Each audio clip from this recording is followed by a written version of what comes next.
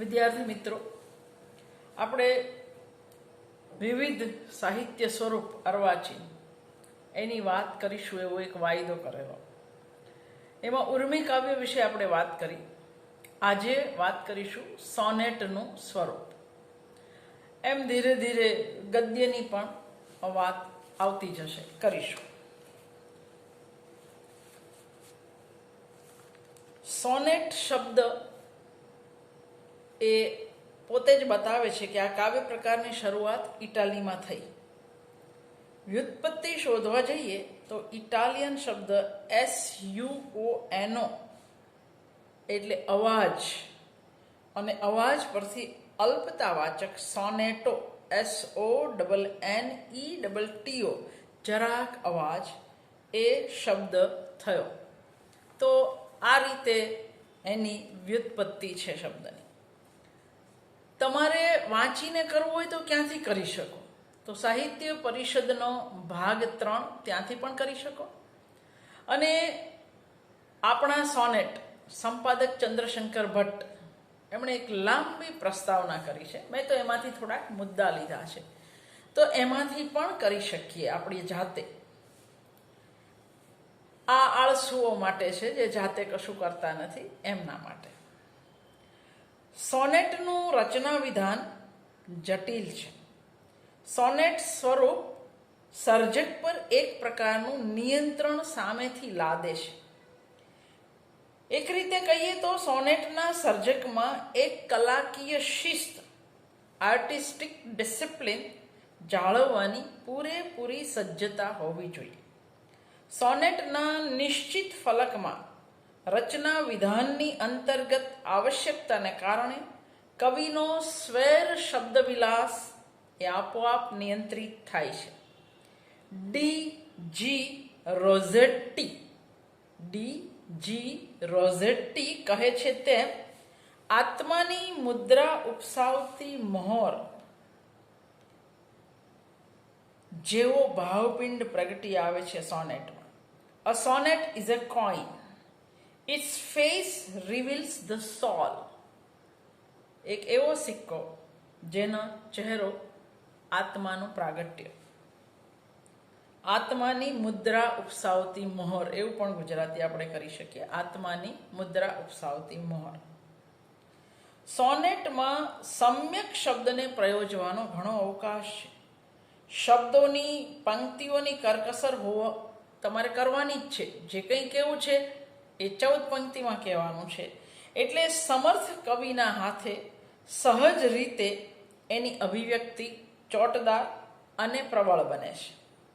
અલબત્ત કવિ પક્ષે પણ ઉત્તમ સોનેટ રચવું એ એક આહ્વાન, એક પડકાર, એક ચેલેન્જ બની રહે છે. જેમ્સ રિવ્સ કહે છે તેમ, to write a good sonnet is severe test of skill. એ બિલકુલ સાચું છે. સોનેટમાં કવિના ચિત્તકોશ, ધ હેડ HEAD, અને હૃદયકોશ, ધ હાર્ટ, આ બેવનું સંતુલન સધાય છે. સોનેટમાં એક જ વિચારકણ, એક જ રાગબિંદુ, માત્ર એક અનુભવનો અંશ વ્યક્ત થઈ શકે છે. આવું ઉમાશંકરભાઈએ કહ્યું છે. અર્થાત સોનેટમાં અનેક કેન્દ્રી ભાવ સંવેદનને વ્યક્ત કરવાનો પ્રયત્ન કરવા જાઓ તો સફળ થાય નહીં. સોનેટના 2 પ્રકારના લક્ષણોની આપણે વાત કરીશું: અંતરંગ લક્ષણો અને બહિરંગ લક્ષણો.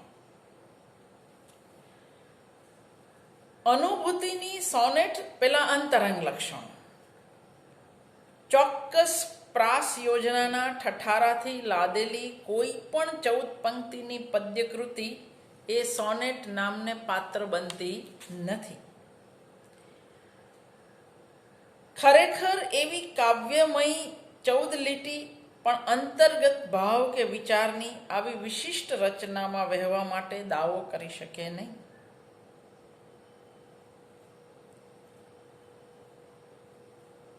હા, એમાં કાવ્ય તત્વ હોય તો એને કાવ્ય ગણવું, પણ 14 લીટીઓ સાથે રાખવાથી માત્ર બાહ્ય માળખું બને.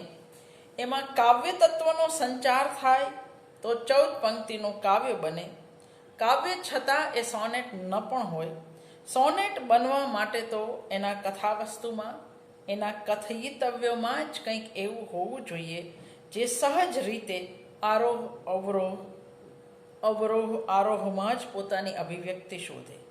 આ એનું અંતરંગ, અને એને પકડવા માટે 14 લીટીને આડા અવળી, પ્રાસાનુપ્રાસી જે કરો તે, એ બધી મથામણ, એનો ખાલી મથામણનો કોઈ અર્થ નથી. એટલે સોનેટપણું 14 પંક્તિમાં નથી, પણ એમાં પ્રગટતા વક્તવ્ય, કથયિતવ્ય, અનુભૂતિના આરોહ અવરોહ, એના વિશિષ્ટ ભાવ મરોડ અને ખાસ તો વિચાર વળાંકમાં રહેલું છે. 14 પંક્તિ હોય, પંક્તિ વિભાજન હોય, અપેક્ષિત પ્રાસ યોજના હોય, છતાંય ઘણીવાર સોનેટ બનતું નથી. નિર્જીવ માળખાનું કશું મૂલ્ય નથી. ઉમાશંકર જોશી યોગ્ય રીતે જ નોંધે છે કે આ કાવ્ય સ્વરૂપનું આકર્ષણ વસે છે નહીં કે એની લટક મટક ભભક ભર્યા બહિરંગમાં. એ તો છુપાયું છે એના આગવી રીતે વ્યક્ત થવા માંગતા વક્તવ્યની વૈયક્તિકતામાં. આચાર્ય ડોલરાય માકડ પણ લખે છે, વસ્તુ વળાંક એ સોનેટનું જીવાતભૂત તત્વ છે. જે એના કથિતવ્યોમાં જે વળાંક આવે છે, જે ચોટ કહીએ છીએ આપણે, તે એનું પ્રાણભૂત તત્વ છે. સોનેટના નિશ્ચિત પંક્તિ સંખ્યા, પંક્તિઓનું 2 કે ક્યારેક વધુ ખંડોમાં વિભાજન, પંક્તિ માપ, પ્રાસ રચના, આ બધાની સંઘટનામાં કવિ ચેતના સજાગપણે પ્રવૃત્ત થતી હોય છે. તેથી આ રચનાતંત્ર કે કલા કસબને બહિરંગ તરીકે ઓળખવામાં આવે છે. તો બહિરંગમાં શું છે? પહેલા તો પંક્તિ સંખ્યા. સોનેટના પંક્તિ સંખ્યા એ 14 હોય છે. 14 પંક્તિનું સોહામણું લઘુ શિલ્પ, આ એનું પહેલું બહિરંગનું લક્ષણ. સોનેટના ભાવ વિચારને અભિવ્યક્ત કરવા માટે 14 પંક્તિની મર્યાદા આંકવામાં આવી છે. કોઈ કદાચ એવું પૂછે કે 14 જ પંક્તિ શા માટે? એકાદ ઓછી કે એકાદ વધારે શા માટે નહીં? આવો કોઈ ડિવાઇન દિવ્ય નિયમ કોઈએ બનાવ્યો છે? તો આપણે એવું કહી શકીએ કે આ 14 પંક્તિ એ આદ્ય સોનેટ સ્રષ્ટા, જેણે પહેલી વાર લખ્યું છે, એની સ્વયં સ્વીકૃત એવી શિસ્ત છે.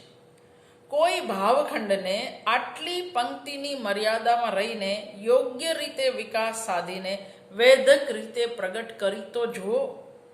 એ પ્રકારનું એમાં સર્જકને એક આહવાન, એક પડકાર છે. આટલી સીમામાં પ્રવૃત્ત થઈને સર્જકતા હીરાની જેમ સંવેદનાને કેવો ઝળહળતો, પાસાદાર અને કલાત્મક મૂલ્યવાળો ઘાટ આપે છે, એમાં જ એની ખરી કસોટી છે.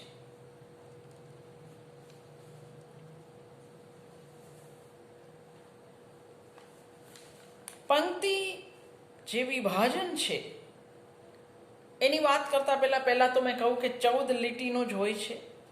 આ 14 લીટીથી જ પહેલાં તો એ ઓળખાય છે કે આ સોનેટ છે.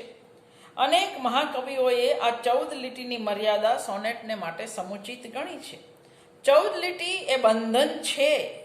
જેમ છંદ 17 અક્ષર, 19 અક્ષર એવા બંધનોમાં બંધાયેલો છે. છંદનું બંધન જેમ બંધનરૂપ નથી લાગતું, તેવું જ સોનેટની 14 પંક્તિની મર્યાદાનું પણ સમજવા. સોનેટની પંક્તિ મર્યાદામાં અનાવસ્થાને આપણે એને ચેલેન્જ નથી કરવાની, એ 14 પંક્તિ સ્વીકારી લેવાની છે.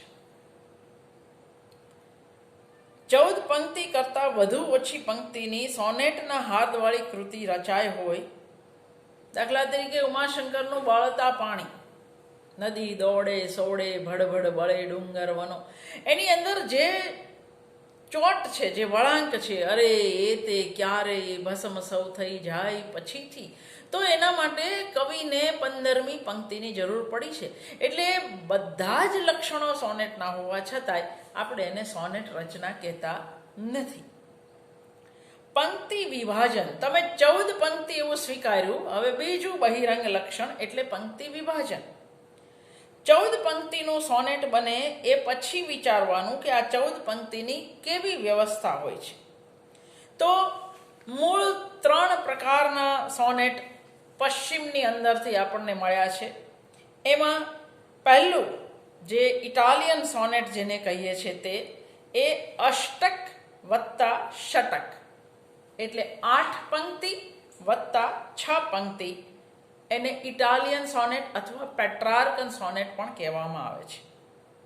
શેક્સપિયરિયન સોનેટ જેને કહીએ છીએ એ 4 વત્તા 4 વત્તા 4 એવા 3 ચતુષ્ક વત્તા 2 પંક્તિનું યુગ્મક, 3 ચતુષ્ક વત્તા 1 યુગ્મક બરાબર 14 પંક્તિ, એને આપણે શેક્સપિયરિયન શૈલીનું સોનેટ કહીએ છીએ. એનું કારણ છે કે શેક્સપિયરના બધા સોનેટ એ આ રીતે પંક્તિ વિભાજનથી લખાયેલા છે. અને મિલ્ટન જેવા કવિ એ આ પંક્તિ વિભાજન નથી માનતા, એ સળંગ 14 પંક્તિ લખે છે. તો જ્યાં અષ્ટક વત્તા ષટક નથી, જ્યાં 3 ચતુષ્ક વત્તા યુગ્મક નથી, એવા અનિયમિત પ્રકારના સોનેટને, અનિયમિત સોનેટ કહો અથવા 14 પંક્તિ સળંગ હોય તો એને મિલ્ટન શાહી સોનેટ, શેક્સપિયરિયન શૈલીનો, મિલ્ટન શૈલીનો અને પેટ્રાર્કન શૈલીનો પંક્તિ વિભાજન આ 3 રીતે થાય.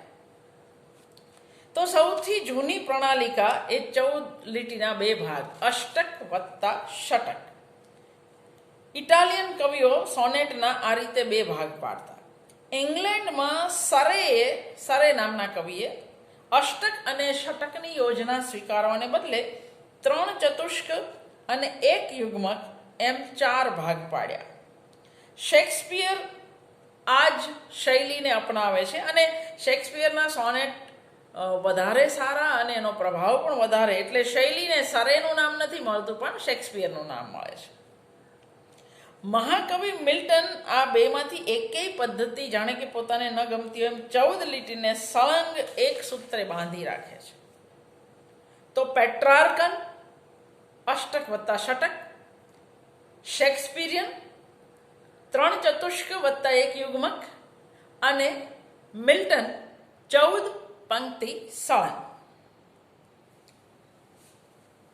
પણ બીજા કવિઓએ એને 5, 4, 3, 2, 8.5 અને 4.5, 5.5 એવી રીતે પણ વિભાગ્યું છે. એવું નથી કે આ 3 શૈલીમાં જ એ રચાયું છે, એવું નથી.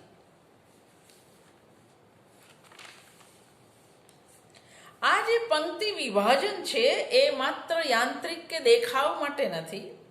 આવું વિભાજન સમગ્ર સોનેટમાં નિરૂપાતા વિચાર સંવેદનને ઉચિત ઘાટ આપવામાં બહુ જ નિર્ણાયક બને છે. ઇટાલિયન સોનેટની વાત કરીએ તો પહેલી 8 પંક્તિમાં એક વિચાર સ્પંદ રજૂ થાય અને પછીથી આવતી 6 પંક્તિમાં એની સાથે અનુબંધ ધરાવતો, એમાંથી પાંગરતો પ્રતિભાવ સ્પંદ કે અનુભાવ સ્પંદ વિશિષ્ટ વક્રતા સાધતો રજૂ થાય છે. ઇટાલિયન સોનેટની સૈદ્ધાંતિક ચર્ચા કરનારા વિવેચકોએ તો આ પંક્તિ વિભાજનનું સુંદર તર્કપૂત રીતિમાં હાર્દ સમજાયું છે. એમના મત મુજબ સોનેટની પહેલી 8 પંક્તિઓ વિચાર કે ભાવનો પૂર્વપક્ષ રજૂ કરે છે, એટલે કે સમસ્યા, પ્રોબ્લેમ ઊભો કરે છે, અને પછીથી આવતી ષટકની 6 પંક્તિઓ એનું, એ પ્રોબ્લેમનું, એ સમસ્યાનું નિરસન કે સમાધાન શોધે છે. શેક્સપિયરની 3 ચતુષ્કમાં ભાવપિંડનો ક્રમશઃ વિકાસ થતો જાય છે અને અંતિમ યુગ્મકમાં એ જેને આપણે ચોટ કહીએ છીએ, વળાંક, એ વળાંક એની અંદર આવે છે. સોનેટને એક કવિ વિવેચક સમુદ્ર તરંગની ભરતી ઓટ સાથે પણ સરખાવે છે. અનંતમાંથી ઉર્મી ઉઠી આવે છે, અષ્ટકમાં પૂર ભરતીએ ચડે છે, પછી પડે છે ષટકમાં, અને અંતે ઓટની અસર એવી જામે કે જીવન સાગરની એ ઉર્મી પાછી અનંતમાં વિલીન થઈ જાય છે. સોનેટના અંતે વિચાર તરંગના વિલયને બદલે કોકવાર પ્રચંડ પડછડાટ પણ હોય છે.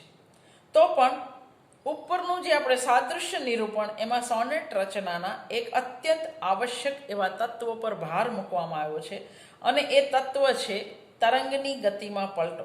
એટલે કે સોનેટની અંદર જે વિચાર અથવા તો જે ઉર્મિ નિરૂપાય છે એ ઉર્મિ કે વિચારની અંદર જો અંતિમ પંક્તિઓમાં વળાંક નથી આવતો 6માં અથવા તો 2માં, તો પછી એ માળખાગત રીતે 14 પંક્તિનું કાવ્ય છે પણ એનું સોનેટ તત્વ સિદ્ધ થતું નથી. અષ્ટક વત્તા ષટકની વિભાગ યોજના ધરાવતી રચનાઓને પેટ્રાર્કશાહી સોનેટ, મોટે ભાગે આને લોકો સનાતની જે લોકો છે એ આ 8+6 સોનેટને વધારે આરાધતા હોય છે.